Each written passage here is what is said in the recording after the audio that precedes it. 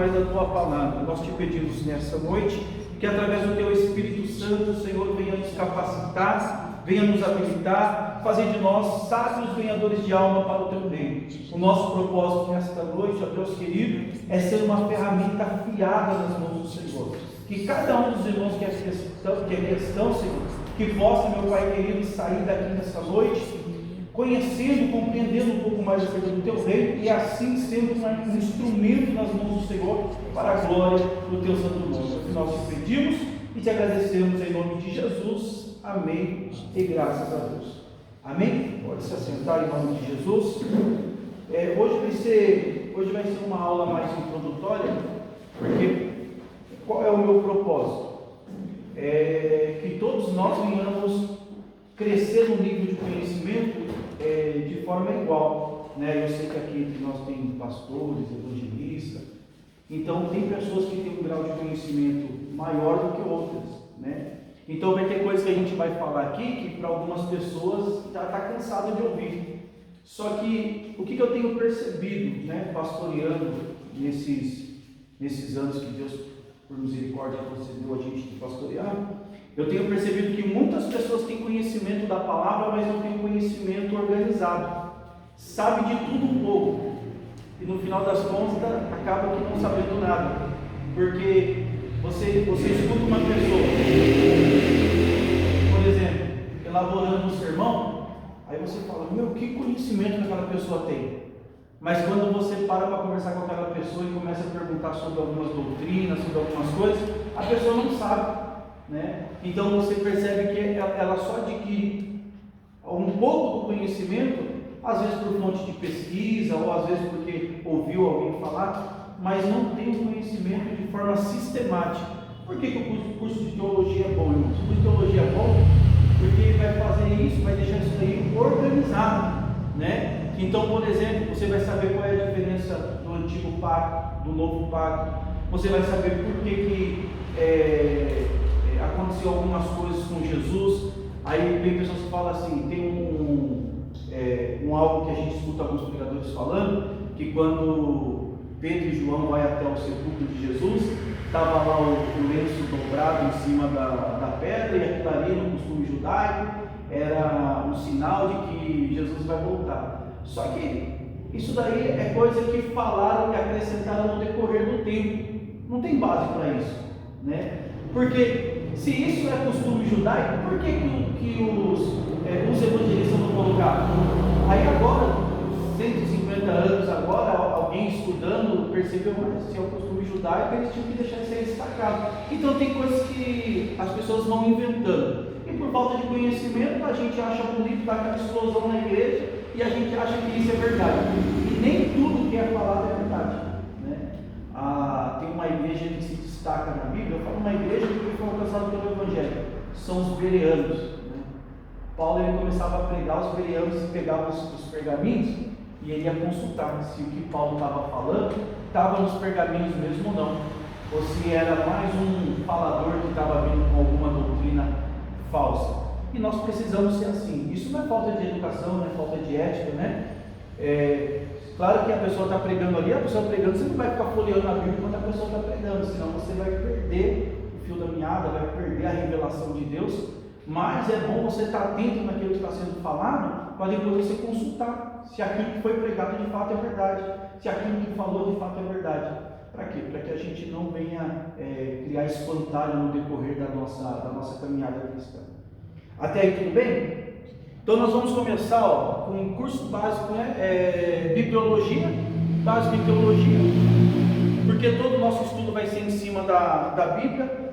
Então a gente precisa conhecer um pouquinho sobre a Bíblia, o que é a Bíblia, né? Eu já deixei marcado aqui na lousa antes dos irmãos chegarem a divisão, porque assim, tem uma divisão na Bíblia, né, irmãos? Tem uma divisão, o Antigo Testamento e o Novo Testamento.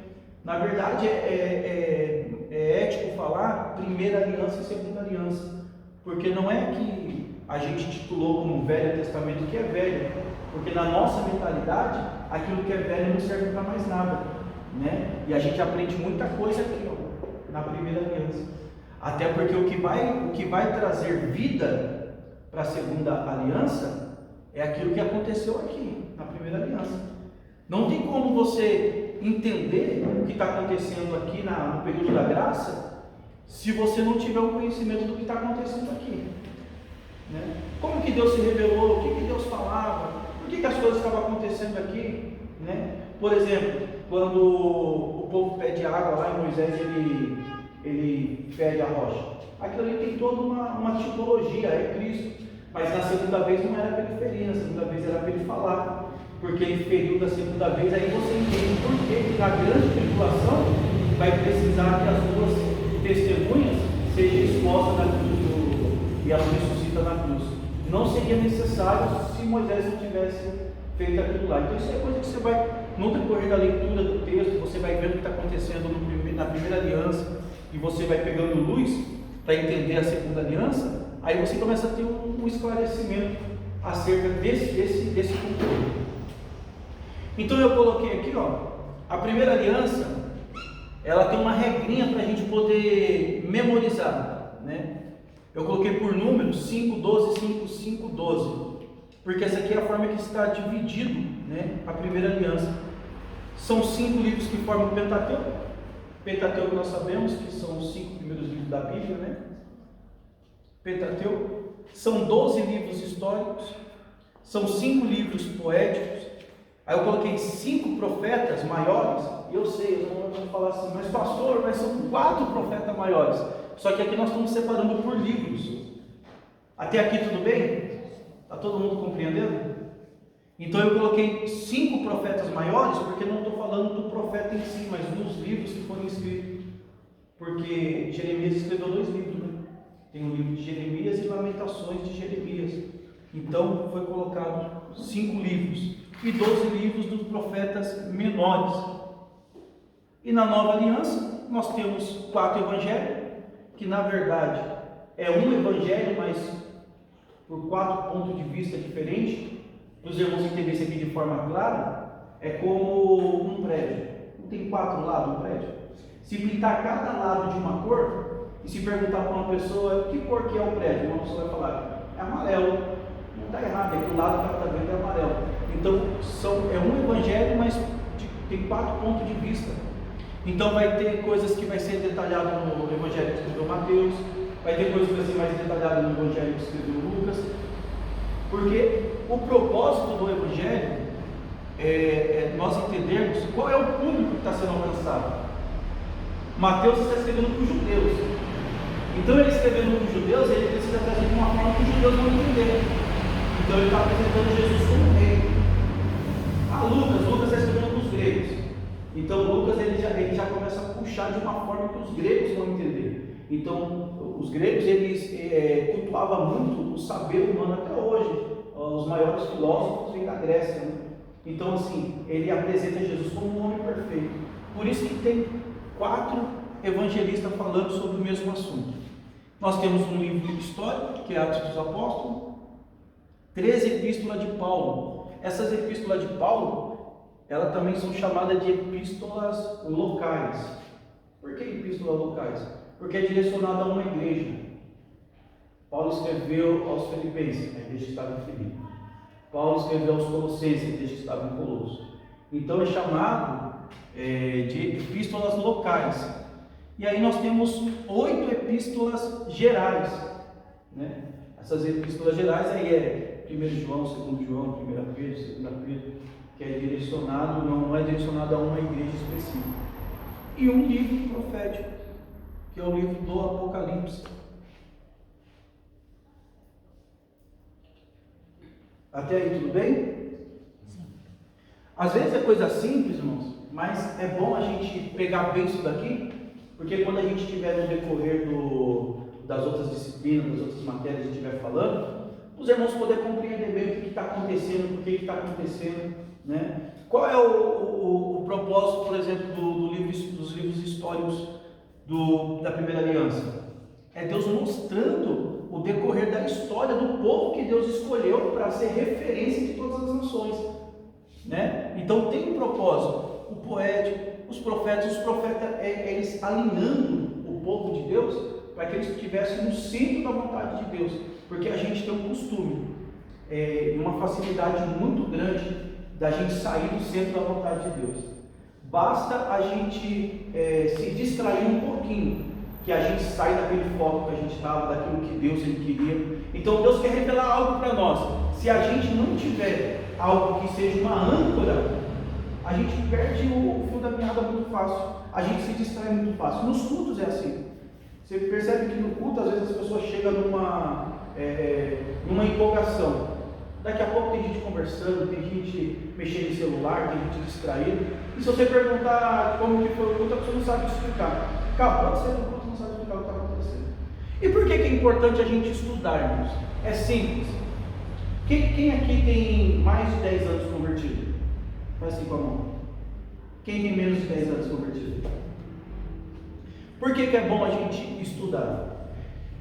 Tem uma estatística que diz que a mesma quantidade de pessoas que tem dentro da igreja é o mesmo número de pessoas que estão afastadas. Por exemplo, uma igreja tem 50 membros, em volta daquela igreja, segundo a pesquisa, diz que tem pelo menos 50 pessoas ali que estão afastadas, próximo da igreja, onde tem 50 membros. E por que as pessoas têm essa facilidade de se afastar, se desviar da fé? Porque elas não conheceram Jesus de fato e de verdade. Você pode sair no evangelismo e perguntar para as pessoas que estão desviadas: qual era a sua frequência na escola bíblica dominical? Tem muitos que nem sabem o que é uma escola bíblica dominical. Eles estão acostumados com o culto. E o culto em si, ele não vai trazer para você uma firmeza na fé. O culto é muito rápido. O culto tem tanta coisa na liturgia do culto para acontecer que não consegue construir em nós um alicerce firme que nós precisamos e nós adquirimos através da palavra de Deus, através do ensinamento.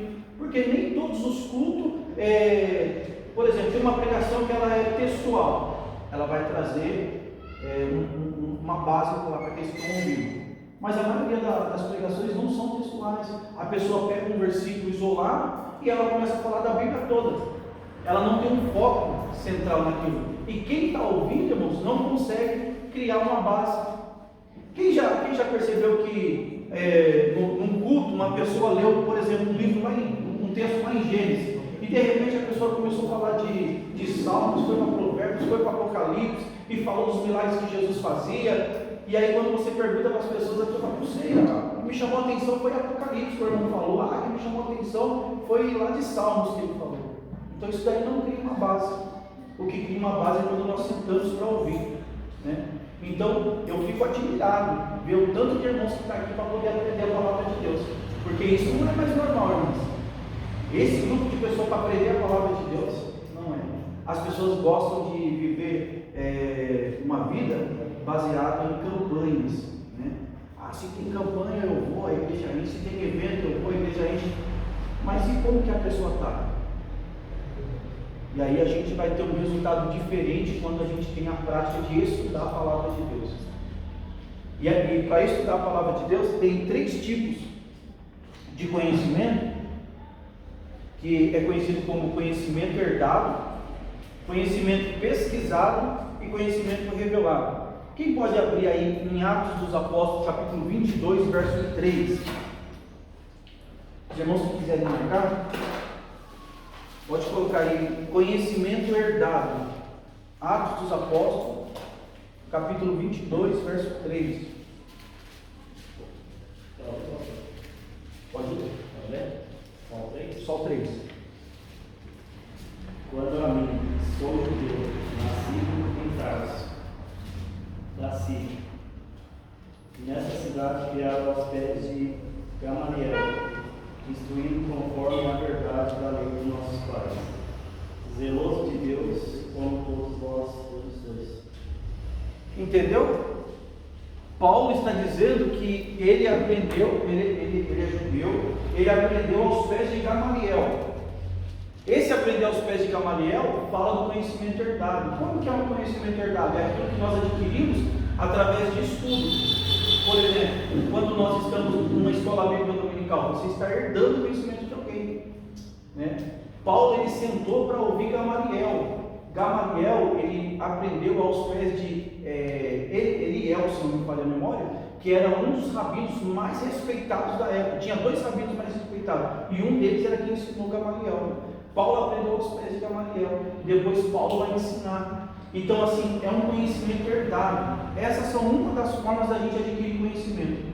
A primeira é herdado. É quando você vem na igreja, você presta atenção numa pregação expositiva, numa pregação temática, ou você vem numa escola bíblica dominical, ou você vem num curso de teologia, né? O que nós estamos aprendendo aqui, por enquanto, são coisas rasas, porque a gente vai adquirindo mais conhecimento conforme a gente vai caminhando sobre as páginas da Bíblia, né? É que nem aquela passagem de Ezequiel, que ele vai andando e a água bate aos tornozelos, depois a água bate no joelho, depois na cintura. O conhecimento é gradativo, né? Ninguém tem como ter toda a revelação de Deus de uma vez só. A gente não suporta isso, né?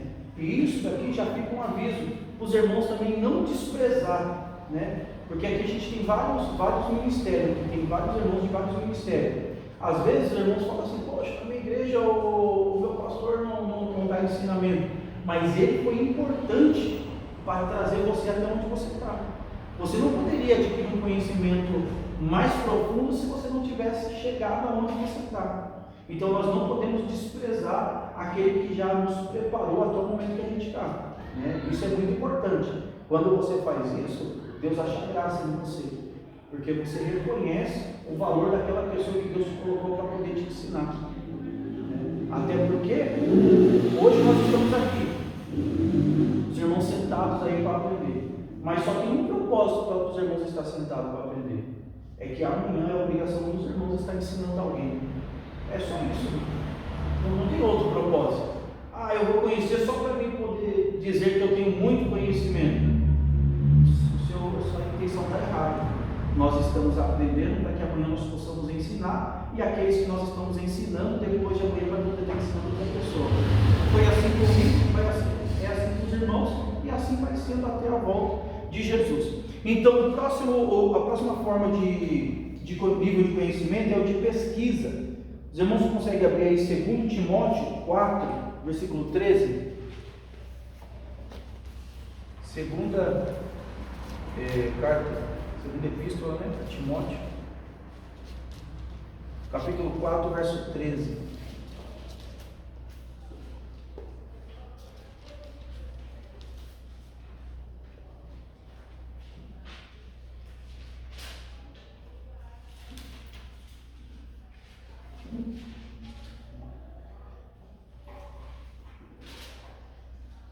Se alguém encontrar, já pode ler. Quando vieres, traze a capa que deixei, em tronco em casa de carne, e os livros, principalmente os pergaminhos. Você vê que Paulo ele pede para trazer os pergaminhos. Quando Paulo está escrevendo 2 Timóteo, ele já está no fim do ministério dele, no fim da vida dele, né? A gente sabe que Paulo ele morre decapitado, e no finalzinho da vida dele ele já está ali pedindo que trouxesse, né, os pergaminhos para que ele pudesse continuar fazendo as pesquisas dele, porque a gente nunca pode, irmãos, estacionar no conhecimento. A gente tem que ter uma noção de que o conhecimento ele é inesgotável. Hoje nós temos uma oportunidade como essa, Deus preparou esse tempo para a gente estar aqui, mas isso aqui é só um pontapé inicial. O que os irmãos estão fazendo aqui é só uma partícula daquilo que Deus ainda tem para revelar para os irmãos. Então, o primeiro nível de conhecimento é o herdado, é quando nós estudamos para aprender. O segundo nível de conhecimento é através de pesquisa, né? Só que às vezes você não consegue pesquisar algo se você primeiro não tem uma base, não sentar para ouvir. Porque qual vai ser o ponto de partida? Você vai pesquisar o quê? Né? Então, primeiro você precisa sentar, ouvir, vai gerar curiosidade em você, dúvidas, e através daí você vai começar a pesquisar. A maioria dos conhecimentos que nós adquirimos é através de pesquisa. Porque quando nós estamos em algum lugar ouvindo alguém falar, alguém ensinar, aquilo ali é só para despertar na gente um interesse. Mas aí a gente começa um nível mais avançado, que é começar a pesquisar. Aí já começa a ficar um pouco complicado, porque você precisa achar pessoas que são confiáveis, não pode pesquisar e pegar qualquer coisa que qualquer pessoa está falando, né? Tem tudo isso. Então, o primeiro nível de conhecimento é o herdado. Todo mundo tem um primeiro contato aqui, né? É como a pessoa que chega na igreja e ela aceita Jesus, aí ela começa a caminhada dela. Aceitou Jesus, ela vai entendendo que precisa passar pelo novo nascimento, vai para o batismo, participa da ceia, né? Aí depois de um tempo a pessoa, já viu que tem pessoas que se afastam da presença de Deus e falam assim, não preciso de igreja, a igreja sou eu, só que se esquece que lá atrás ela precisou de uma igreja, para ela aceitar Jesus, para conhecer quem é Jesus. Isso é ingratidão. Ingratidão é o princípio de tudo aquilo que é mal, né? Tudo que é voltado para o lado de maldição, mal, treva, está na ingratidão. Quando a pessoa é ingrata, irmãos, é terrível. Então, o primeiro nível de conhecimento que todos nós passamos é o herdado. O problema é que tem pessoas que estacionam aqui. Só que depois tem um outro nível, que é o de pesquisa. Aí é quando você vai investir em livro, vai comprar Bíblia comentada, vai comprar comentários bíblicos, dicionários bons. Aí vem para a parte de pesquisa. E o terceiro nível de conhecimento é o revelado. 1 Coríntios capítulo 11, verso de número 23, que é o texto áureo que nós usamos aí no culto de ceia, né?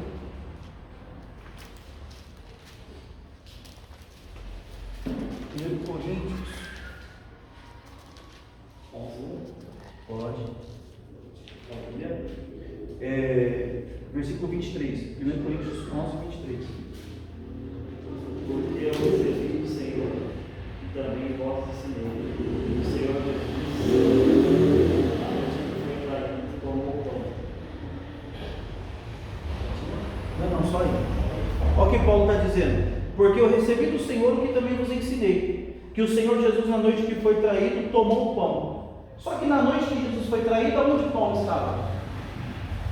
Ninguém sabe onde o pão estava, mas eu sei onde ele não estava na mesa. E quando ele vai procurar aprender alguma coisa com os discípulos, ninguém quer ensinar ele, irmão. É tanto que ele mesmo vai revelar, ele vai relatar dizendo assim, que eu não aprendi nada com eles. Mas quem deu toda a revelação para Paulo foi Jesus. Então o primeiro nível de conhecimento é o herdado. Todos nós passamos por esse nível. O segundo nível é através de pesquisa. Aí já passa uma peneira, já não é mais 100% de pessoas que chegam nesse nível. Já passa uma peneira, e aqui não se assusta não. Já diminui aí pelo menos uns 50% para mais. E revelado, é uns 5% só de pessoas. E eu estou sendo generoso aí, porque na verdade acho que tem 1% de pessoas. Sabe por quê? Porque é mais fácil você ligar o YouTube e pegar uma revelação de alguém lá. É bem mais fácil. Ligou o YouTube, alguém falou alguma coisa legal, joga para a igreja. Porque o conhecimento herdado não exige nada da gente. Todo mundo que se aproxima de uma igreja está passando por uma necessidade. Então, você está vivendo uma situação que te impulsionou a ir para a igreja. Você vai adquirir um conhecimento herdado. O de pesquisa é pessoas que têm um encontro verdadeiro com Jesus e não se contenta mais só com aquilo que acontece dentro da igreja, só com aquilo que ela aprende na escola bíblica dominical. Ela fala, não, eu quero saber mais, eu quero fazer uma teologia, se tiver condições financeiras, eu vou fazer uma faculdade. A pessoa vai se aprofundar, aí é diferenciado. E o revelado, irmãos, isso daqui é através de oração, jejum, meditação na palavra de Deus, né? Antigamente era comum as pessoas pegarem a Bíblia, né? Colocar na cama, eu já vi fazer isso, e ficar de joelho lendo a Bíblia. Não estou falando para os irmãos ficarem de joelho lendo a Bíblia, mas assim, era algo que funcionava, né? E as pessoas dormiam, tinha pessoas que dormiam lendo a Bíblia, irmão. Acordavam com o rosto todo marcado, a Bíblia toda babada. Mas aí você já viu quando a pessoa abria a boca no púlpito, a pregação era diferente. A pregação impactava. Eu vivi uma experiência que eu não me esqueço. Eu trabalho com açougue, né?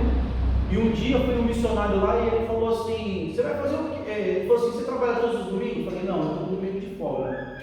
Aí ele falou assim, vamos comigo numa casa de recuperação? Eu falei, vamos. Quando vai ser? Tal dia. Beleza, troquei minha folga e fui. E quando eu cheguei lá, ele me orientou assim, falou, cuidado, tá? O pessoal aqui está passando em processo de libertação, o pessoal ainda tem os costumes ainda na rua, na cadeia. Então, vamos deixar celular dentro do carro, trancadinho aqui bonitinho, e vamos ver o que está acontecendo. E todas as pessoas que estavam ali, eles pegavam um versículo simples da Bíblia, irmãos. E o que mais me chamou a atenção foi o Salmo de número 23. Foi dada a oportunidade para um rapaz, e ele tinha passado 22 anos preso, a família abandonou, assim que ele foi preso, a família já abandonou, ele saiu da cadeia e foi direto para essa clínica, porque lá ele foi evangelizado, ele falou que queria mudar de vida, estava perto já do período dele ter o alvará de soltura, e aí foi direcionado pela igreja que estava fazendo evangelismo para essa clínica. Quando ele começou a ler o Salmo de número 23, ele começou a chorar, mas assim, um choro que, sabe, é difícil até de descrever, choro de soluçar mesmo. Se eu ver um cara de 50 anos chorando desse jeito, você fala, meu Deus, um cara que você tem na cabeça assim, poxa, o cara desse aí era um dos piores aí do mundão aí, fazia acontecer, o cara está se derramando desse jeito. E ele falando que nas madrugadas ele lia o Salmo de número 23, ele ouvia a voz de Deus falando com ele, explicando cada versículo para ele. Já pensou, irmão? Você ouvir a voz de Deus? Já pensou você chegar no quarto, abrir a Bíblia, começar uma oração, está lendo a Bíblia, e de repente você começar a sentir um clima diferente dentro do quarto, o seu corpo começar a arrepiar, as lágrimas começar a vir, você não conseguir segurar a lágrima. Isso aí é a presença de Deus. E ele falou que vivia essa experiência lendo o Salmo de número 23, e ele conseguiu passar isso aí para quem estava ouvindo ele. Eu falei, meu Deus, que profundidade. Aí eu fui conversar com ele depois, nunca fez teologia na vida, nunca participou de uma escola bíblica dominical, porque ele tem conhecimento que é revelado. Paulo, quando ele começou a pregar, para ele começar a pregar, ele ficou 13 anos tendo revelação da parte de Deus. Talvez isso os irmãos não sabiam, né? Ficou 13 anos tendo revelação da parte de Deus, para escrever 13 cartas. Olha o ministério de Paulo. Quanto tempo nós estamos na presença de Deus? O que nós já produzimos para Deus? O que nós já escrevemos para Deus? É claro que aqui já fechou, né, irmãos? A Bíblia já fechou aqui. Não vai ser acrescentado mais nada. Mas nós poderíamos estar produzindo coisas para Deus, que seria útil para a vida de alguém. Porque os escritos de Paulo, ele criou toda a base da igreja, toda a doutrina da igreja em cima das cartas de Paulo. Por isso que falam de cartas pastorais e tudo mais. Então isso é muito interessante, a gente precisa entender esses 3 níveis de conhecimento. Então não despreze, irmãos, o mais simples, porque o conhecimento herdado, ele não gera custo. Uma oportunidade como essa, estudo gratuito. Pastor, mas não é aquela profundidade. Não, mas já é alguma coisa, né? Com isso daqui você já vai ter uma base para poder começar alguma coisa maior, mais profundo. Esse tipo de conhecimento que é através de pesquisa, isso aqui já gera uma certa despesa financeira, porque você vai ter que começar a comprar livro, vai ter que começar a comprar Bíblia. E Bíblia boa, irmãos, é caro. Não é qualquer Bíblia que a gente pode trazer para cima do púlpito, não. Tem umas Bíblias aí que... Vocês sabiam que tem Bíblia que vem faltando página? Mas não é porque Deus perdeu o controle, não. É na hora que está editando, publicando. E tem pessoas que nem percebem. Um rapaz, ele não sabia que não tinha um exemplo só. Primeiro Coríntios, ele não sabia, por exemplo, que tinha um capítulo 10. Ele achou que do 9 falava do 11. Tem gente que é assim, não, porque não conhece Bíblia.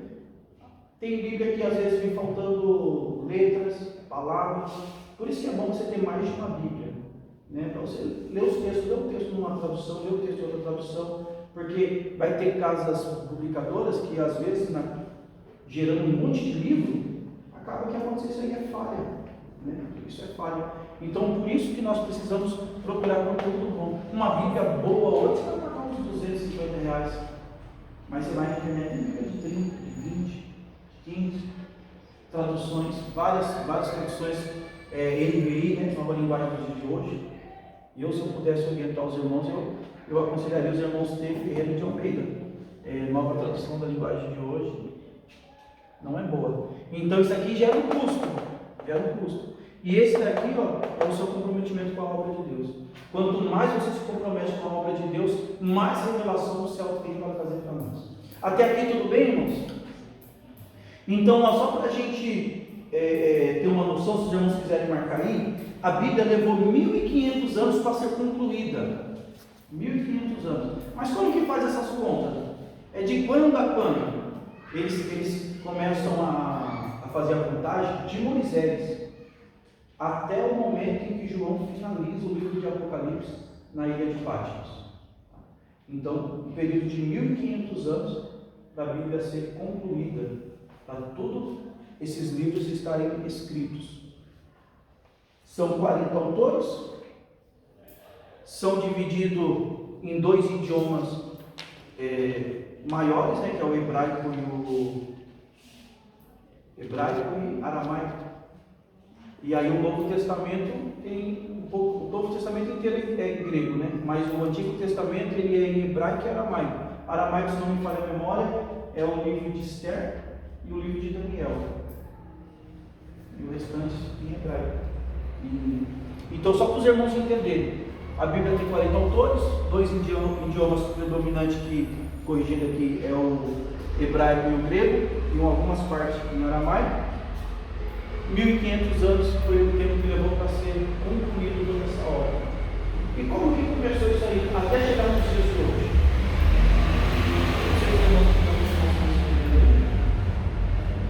Mas quando a gente olha para a Bíblia assim, a gente vê tudo bonitinho, tudo organizado, só que nem sempre foi assim. No início de tudo, a Bíblia era a lei de Deus, a palavra, ela era passada de forma oral. Então o pai ensinava o filho e assim ia, né? Quem era o patriarca era responsável por uma tribo, tinha a responsabilidade de ensinar, e era passado assim de forma oral. Só depois, com o tempo, que vai começar a ter escritos em pedras, depois papiros, e depois em peles de animais, aí em pergaminhos e por aí vai. Até chegar nos dias de hoje que nós temos aí o papel. E hoje é tudo mais fácil. O papel também já está acabando, está sumindo, tudo está ficando digitalizado aí, né? Coisa chique. O que você quiser, você pesquisa, aparece lá e aparece o resumo. Então, a gente tendo uma noção básica sobre tudo isso, né? Quantos livros tem a Bíblia? 39 na primeira aliança, 27 na segunda aliança, o tempo que foi escrito, quem escreveu, conta a história de quem, né? Aí nós precisamos entender algo muito importante. Eu coloquei aqui, oica, essa palavrinha, que isso aqui vai ajudar. Depois a gente vai fazer umas aulas de hermenêutica no Milete, né? E aí vai ser bom os irmãos gravar isso aqui, O que é oica? Lembrando que hoje é só uma introdução. Depois a gente vai pegar cada uma dessas matérias aqui e a gente vai trabalhar a fundo. Então eu só estou dando uma pincelada. Depois a gente vai estar falando um pouco mais sobre conhecimento herdado, conhecimento pesquisado. A gente vai aprender um pouco sobre o que os evangelhos ensinam. Os irmãos vão aprender tanta coisa dentro dos evangelhos que às vezes a gente lê rápido demais e não percebe, né? Quando a gente pega o Evangelho de Mateus capítulo 5, que começa ali o sermão das bem-aventuranças, aquilo ali é o perfil de quem vai herdar o reino de Deus. Se você se enquadrar naquele perfil ali, você é um morador do céu. Então, pastor, como é que eu sei se eu estou no caminho certo? Né? O Sermão do Monte vai do capítulo 5 até o capítulo 7. Aí você vai vendo ali o que está sendo exigido. Aquilo ali é o perfil de um cristão. Aí quando você olha tudo, você fala, meu Deus, estou precisando me converter. São iniciais, né? Observação, interpretação, correlação e aplicação. A gente precisa usar essa regra para a gente poder criar os nossos sermões, para a gente poder pregar. Se você não respeitar essa regrinha aqui, aí acaba gerando heresia. muitas heresias nascem porque as pessoas não respeitam essa regra. Você precisa fazer observação, você precisa interpretar de forma certa. Quando fala de observação, isso aqui tem a ver com gramática, leitura. Tem pessoas que lêem errado porque lê errado, na hora que vai pregar, vai ler errado. Porque leu errado. Eu não sei se os irmãos viram, passou uma vez acho que na Record, um pastor que tinha feito interpretação errada de um texto de Oséias. Aí ele falou, está escrito aqui, ó, adulterará com a mulher do seu irmão. E o repórter que corrigiu ele em rede nacional. Né? Então, observação tem a ver com gramática. Faz a leitura do texto, é bom você ler em voz alta, né? Para você ouvir o que você está lendo. Ler e reler. Isso é muito importante. Porque todos os textos que a gente vai pregar, a gente tem que, pelo menos o texto que a gente está lendo, a gente tem que dominar, irmão. Não adianta a gente pegar um texto e começar a tropeçar naquele texto ali. Isso está denunciando que você não se preparou para fazer o que você está fazendo. Então você vai pregar, pelo menos o texto que você vai fazer a leitura tem que ser excelente, respeitando vírgula, né, lendo pausadamente, para que aqueles que estão te ouvindo entendam o que você está lendo, porque às vezes pode nem lembrar da mensagem, mas sabe o texto que você leu. Então, observação trabalha em cima disso. Interpretação, quando você vai fazer uma interpretação de um texto, depois a gente vai estudar, vai ser aulas específicas só para cada um desses temas. Interpretação, você precisa pegar um texto em si, por exemplo, e ver onde que foi falado pela primeira vez. Tem uma regrinha chamada na teologia de primeira menção. Essa regrinha de primeira menção salva a vida da gente para a gente entender alguns textos. Por exemplo, eu pego Ezequiel 37. O vale de ossos secos. Aonde que foi falado a primeira vez sobre ossos? Opa, Gênesis. Quando Adão ele olha para Eva, ele fala, é osso do meu osso. Então eu já começo a entender que tem uma relação com Ezequiel 37 com família. Então o avivamento vai começar primeiro nas famílias. O avivamento começando na família, dentro de casa. Quando chegar aqui na igreja, não é que o avivamento vai começar na igreja para ir para casa, o avivamento começa em casa. Como o avivamento começa em casa? Com o estudo da palavra, devocional, uma vida prática, para que as pessoas possam, os familiares possam contemplar que nós não só somos pessoas que falam, mas também que praticamos a palavra de Deus. Porque falar, tem um ditado que diz que até papagaio está falando. Difícil é fazer andar de bicicleta, mas tem gente que já fez papagaio andar de bicicleta. Mas você não pode só falar, você tem que praticar. Então, quando você vem para o lado da interpretação, você tem que ver no passado o que queria dizer, no presente, no futuro, para você poder ter um campo para você trabalhar em cima de uma mensagem. Se a gente dominar essa regra aqui, oica, você pode ter certeza, você não fica perdido na mensagem, você vai ter mensagem para pregar meia hora, 1 hora, 2 horas, sossegado, porque você vai saber aonde que fala sobre aquele texto. Então, ainda que você lê, por exemplo, você lê um texto ali nos Evangelhos, mas você sabe que daquele texto, fala dele no Antigo Testamento, está sendo falado no Evangelho, mas já está apontando também o tempo que ainda vai acontecer. Então, você consegue trabalhar dentro disso tudo, e a pessoa que está ouvindo, ela fica agitada. E nisso é que nós vamos acabar alcançando um público que nós desejamos. E as pessoas vão começar a gostar das mensagens. Então, observação, interpretação, correlação. Correlação é mais complicado, porque às vezes as pessoas ministram uma palavra sem saber que está violando algum princípio. Acontecia muito no passado. Com o tempo, isso aí foi acabando. Por exemplo, a pessoa ela quer gerar uma doutrina. Então ela pega um versículo isolado. Ela pega aquele versículo e fala, está vendo? Se ele está falando isso aqui, então não pode fazer isso. Mas aí quando você vai fazer uma correlação, você vê que não está falando aquilo. Por isso que é importante a correlação. Você vê, eu vou ler o capítulo 12 de 1 aos Coríntios, mas eu vou ler o capítulo 11 e o capítulo 13. Porque se eu estou lendo o capítulo 12, eu preciso saber o que está acontecendo antes e o que Paulo vai falar depois, para mim poder ter uma noção o que está no pano de fundo, o que está no contexto, e aí eu começo a ter então, de fato, uma interpretação verdadeira do que o texto está querendo passar. né? E não vou começar a falar de coisas que eu acho. E aí sim, por último, vem a aplicação. Você só vai aplicar depois que passar por essas 3 regras. E quando você for aplicar, irmão, vai ter um momento que você vai aplicar uma mensagem, a igreja já está tão sensível com o texto que está sendo pregado, todas as coisas que foi falado, que antes de você fazer o apelo, você já vai perceber as pessoas que querem renovar uma aliança com Jesus. Quem de nós já não teve essa experiência de estar pregando e ter pessoas no meio da mensagem chorando? Quando a mensagem ela começa a penetrar o coração, passando por esses 3 aspectos, aí a aplicação fica fácil. A aplicação, toda a mensagem precisa ter um começo, um meio e um fim. A gente tem um exemplo disso quando a gente vê Jesus falando para João na ilha de Pátmos sobre as igrejas da Ásia Menor. Você vai ver que a mensagem de Jesus ela tem um começo, um meio e um fim. É só você ver o modelo que Jesus deixou lá. O esqueleto está ali, irmão. Pegou aquele modelinho. Aí você vai perceber que a mensagem, primeiro ele elogia, depois ele faz uma reflexão, e aí no final ele lança a promessa. Porque o pregador ser bom não é só repreender. Ele tem que repreender, ele tem que elogiar também os irmãos, porque não é fácil, irmãos. A pessoa trabalha 8 horas por dia, tem pessoas que trabalham 12 horas por dia, vem para a igreja, para chegar aqui, aí escutar pessoas sentando na madeira. A pessoa fala, Deus, eu não volto mais na igreja não. Apanha mais aquele bandeiro do pentecostal. Aí a pessoa tem que fazer o elogio, não. Elogiar os irmãos, elogiar não faz mal não. Ele não pode bajular, né? Mas elogiar não. Que nem hoje, então, olha o público que a gente está aqui.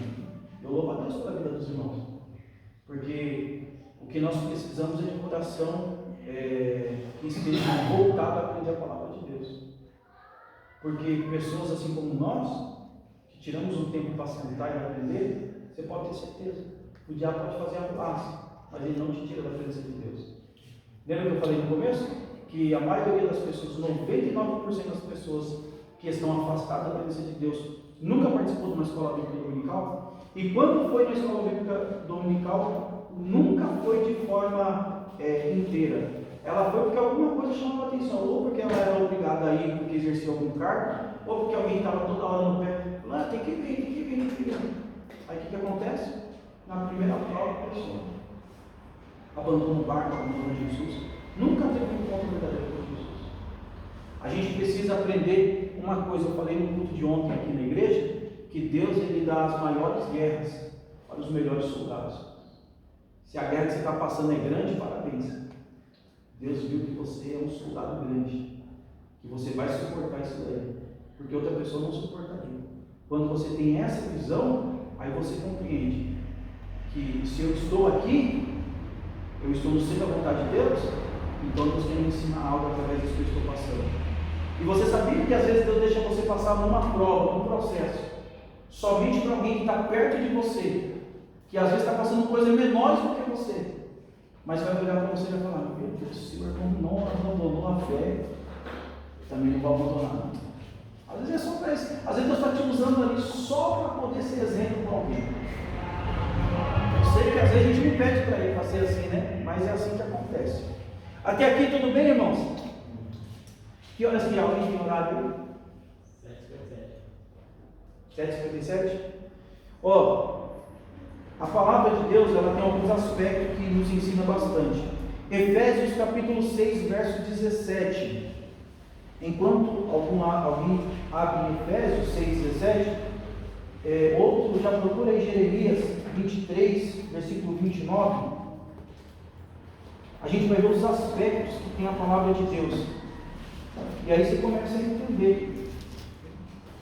Efésios 6, 17, Jeremias 23, 29.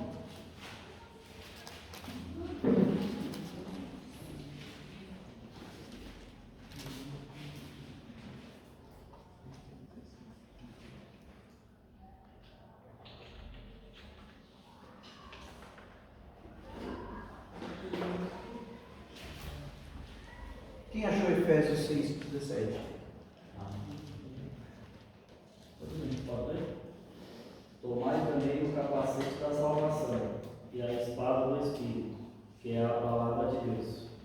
Então, a palavra de Deus é uma espada. Né? Quando você tem esse discernimento do que é a palavra de Deus, então a palavra de Deus vai ter um momento que ela vai ser uma espada. E espada, irmãos, não é arma para você usar para batalhas de longo alcance. Você sabia que numa guerra, não numa guerra, numa luta, uma arma de longo alcance é uma arma de covarde.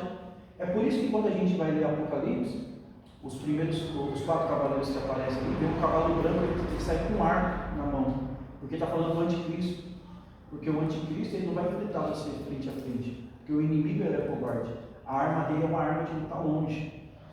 Mas quando a gente vai para o capítulo 19 de Apocalipse, Jesus ele montado no cavalo branco e da boca dele saiu uma espada, porque ele é corajoso. Ele enfrenta assim, ó, tete a tete, olho no olho. Pode se esconder de quem você quiser, mas de mim não. É aqui, ó, frente a frente. Então você vê as diferenças. A espada é arma para a gente lutar assim, ó, frente a frente. E a igreja ela tem essa arma. Por isso que as portas do inferno não prevalecerão contra a igreja. O diabo não tem que botar medo na igreja, a igreja tem que botar medo no diabo. Sabe? Às vezes quando manifestar demônio assim, quando você estiver chegando perto, o demônio já tem que mostrar o medo que ele tem. Porque essa autoridade Jesus nos deu. Né? E o diabo ele vê, os demônios ele vê. Ele sabe quando o crente está revestido. Se você pegar todas essas qualidades da armadura espiritual, você vai ver a forma que Deus blindou. Deus não vê a gente assim como uma pessoa vê a outra. Deus vê você como um soldado. Aí você tem capacete, você tem couraça. E tudo isso vai falar de uma qualidade do crente. O capacete da salvação vai blindar a sua cabeça. Por quê? Porque os nossos sentidos, a maior parte do nosso sentido está na cabeça. É visão, olfato, paladar, audição. Então ele é blindado com o capacete da salvação. Ou seja, não tem essa história. Eu não tenho certeza que você é salvo. Ah, não sei. Não, tenho certeza. Mas você, não importa, eu não sou salvo pelas coisas que eu faço, eu sou salvo porque Cristo, por aquilo que Cristo fez. Eu tenho certeza. Se eu não tiver certeza da minha salvação, eu nem venho para a igreja. Então eu tenho certeza, tenho convicção. Por que o diabo ele vai chegar para Jesus e falar assim, ó, se tu és o Filho de Deus, transforma essas pedras em pães? Porque antes do episódio do Espírito levar Jesus para o deserto, João Batista está batizando e uma voz brota do céu: eis aí meu filho amado. O céu falou: é meu filho. O diabo falou: vamos ver se ele tem certeza do que ele é mesmo. E aí, se você for filho de Deus? E hoje é assim, irmão, você tem certeza da salvação? A salvação ela acontece em 3 estágios: corpo, alma e espírito. Aceitou Jesus, o seu espírito que estava morto, ele passa a viver. Por isso que lá em João fala assim, que aqueles que nascem de Deus não pecam. Né? Aí você fala: poxa, eu nasci de novo, todo dia eu estou tropeçando em algum pecado aqui, alguma coisa ali, peco em pensamento, em palavra, mas está falando do seu espírito. É por isso que é normal a gente ouvir em velório, né? A gente cita lá, né? O corpo volta para a terra, o espírito volta para Deus e a alma segue o seu juízo. O espírito já é, irmão, o espírito volta para Deus. Se aceitou Jesus, o espírito já está tudo certo. Agora o problema vai ser com a alma. Tiago vai falar que a nossa alma é transformada através da palavra de Deus. Então, para você alcançar a estatura de varão perfeito, você precisa sim estar na igreja, estar nos cultos, ouvir pregação, ler a Bíblia, orar. Porque toda vez que você lê a Bíblia, o seu caráter é moldado. E o seu caráter sendo moldado, você vai chegando na posição de varão perfeito. Então a salvação do Espírito é de imediato. Aceitou Jesus, o Espírito Santo vem habitar no seu espírito, o seu espírito já está tudo certo. Não tem mais condenação no seu espírito. Ele nasceu de novo. Agora a alma é um negócio complicado. Porque a alma é o que nós somos. Quanto às nossas vontades, desejos. É a alma que está militando com a carne. Porque a alma, enquanto o Espírito que nasceu de novo e agora o Espírito Santo de Deus habita no nosso espírito, vai estar trazendo a sua alma para o Espírito. Só que o seu corpo vai estar puxando a alma para as vontades da carne. E aí vence quem está mais forte. Se você é uma pessoa que tem uma vida diária em relacionamento com Deus, o seu espírito está mais forte. Então você vai ter facilidade de falar não para o pecado. Agora, se você é uma pessoa que só lê a Bíblia quando está na igreja, quando vai ser a pregação da palavra, só ora quando chega na igreja, oração de 2 minutos, que às vezes coloca menos 2 joelhos no chão, é um joelho só, que é para facilitar para levantar e sentar na cadeira. Irmão, não adianta. Quando o pecado bater na porta, a pessoa vai cair. Porque quem está forte é quem manda. Então, o nosso corpo, a nossa carne tem que estar fraca. Tem pessoas que falam assim: ah, pastor, mas o espírito está pronto, mas a carne é fraca. Não, pecado não é vitamina, né? Para que dá pecado para a carne? Quanto mais pecado, mais forte você vai deixar a carne. Menos você vai conseguir lutar contra as vontades e os prazeres. Então a salvação acontece nesse estágio: primeiro o espírito, depois a alma, né? Nós somos transformados mediante a pregação da palavra de Deus. A fé vem pelo ouvir a palavra de Deus. Somos moldados. Quem abriu aí Jeremias 23, versículo 29? Não é a minha palavra como fogo, diz o Senhor, e como um martelo que quebra a rocha em pedaços? Então a palavra de Deus é como um martelo. O martelo ele tem a função. Em Jeremias está falando que ele quebra a rocha. Então não tem coração duro, que a palavra de Deus não esmiuça, né? E aí a Bíblia diz assim que Deus vai colocar um coração de carne, né? Na primeira aliança, no Antigo Testamento, o povo tinha um coração duro. É por isso que Moisés vai dar carta de repúdio, carta de divórcio. Porque o povo era tão coração duro que, então separação é só por caso de viuvez, mata ela. Então, para preservar a vida, ele dá carta de divórcio. Mas você vê que no Novo Testamento, em Mateus 19, Jesus exemplo disso aí. Ele fala: não foi assim desde o princípio.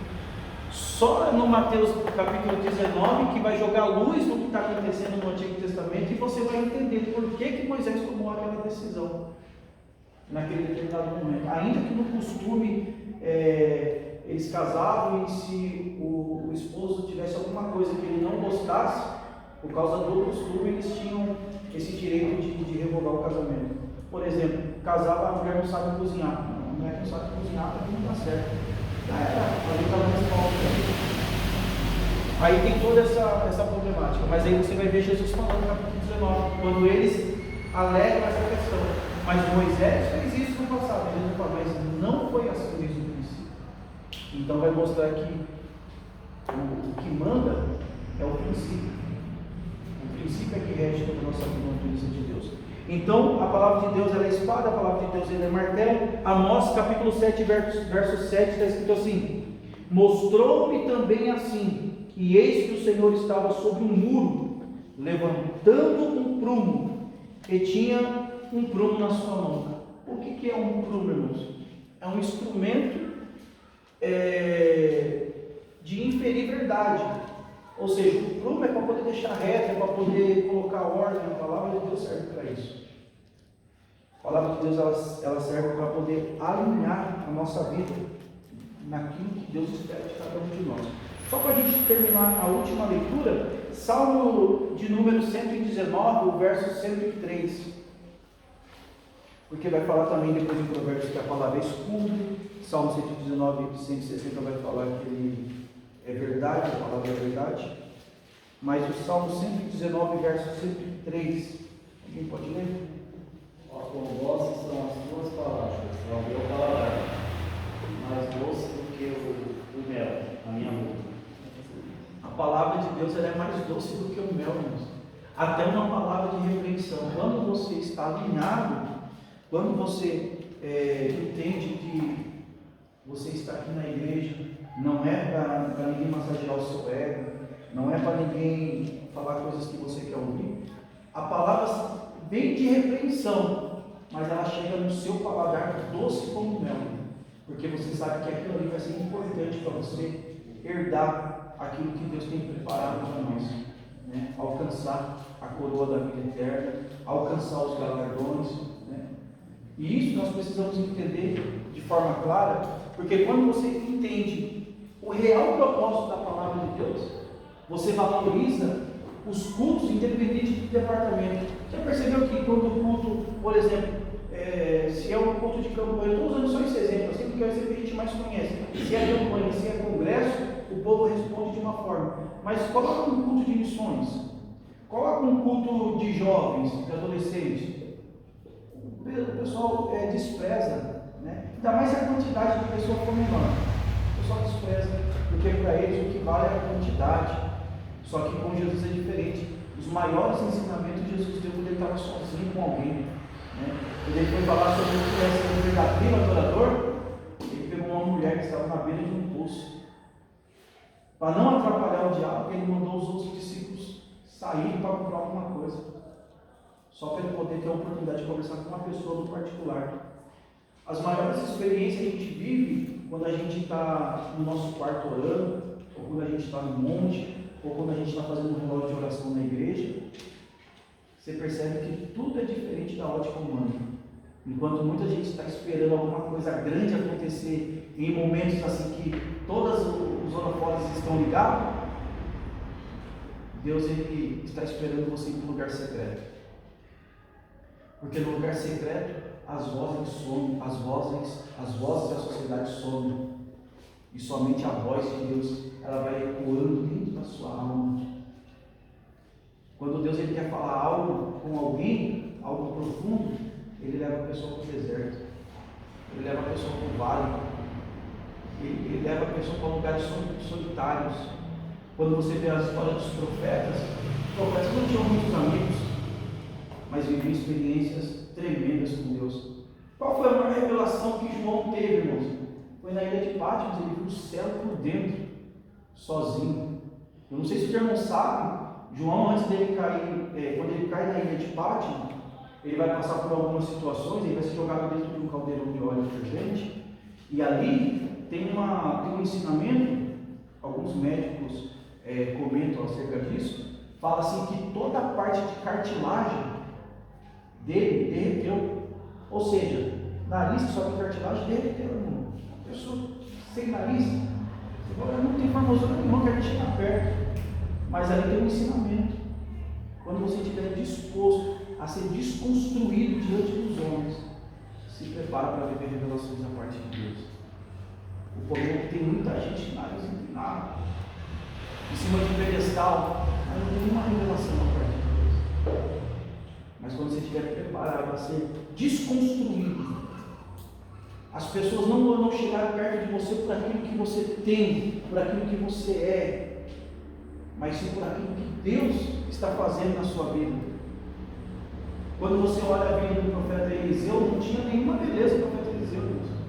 Você vai ver que tem uns meninos lá que mexiam, zombavam dele. Mas era um homem lotado de Deus. Hoje nós estamos vivendo a era dos coach, né?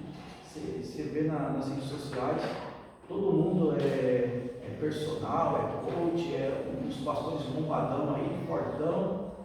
Mas e o conteúdo? E o conteúdo? A gente precisa orar para Deus levantar mais homens como Paulo, como Pedro, homens que não conseguem ir para tal lugar e falar assim, leva lá, pode levar minha toalha, enfermo sendo curado. Pessoas vêm para a igreja, não é idolatrando um homem não, mas saber que Deus é na sua vida, porque mesmo que não conseguir chegar perto de você, mas se estiver num limite onde a sua voz está sendo ecoada, sabe que através da sua vida Deus vai fazer um milagre na vida de alguém. Pessoas que às vezes está precisando de uma libertação profunda, e enquanto tem alguém pregando, o demônio se manifesta, porque a voz de alguém que anda com Deus incomoda o inferno. Amém, irmãos? Amém. Alguma dúvida em relação ao que nós falamos até aqui? Então hoje foi só uma introdução. A gente vai se aprofundar nisso daqui na partir da próxima aula. Quando a gente começar a falar sobre o Pentateuco, a gente frisar só no Pentateuco, os irmãos vão ver coisas tremendas. A gente começar a falar sobre Gênesis, capítulo 1, versículo 1, ali tem coisa demais. No primeiro versículo da Bíblia já falava de Jesus e ninguém nunca se atendeu a isso. Né? Nós vamos ver luz a todo esse texto através do Novo Testamento. Amém? Se coloca sobre os seus pés. Se alguém quiser falar algo, perguntar.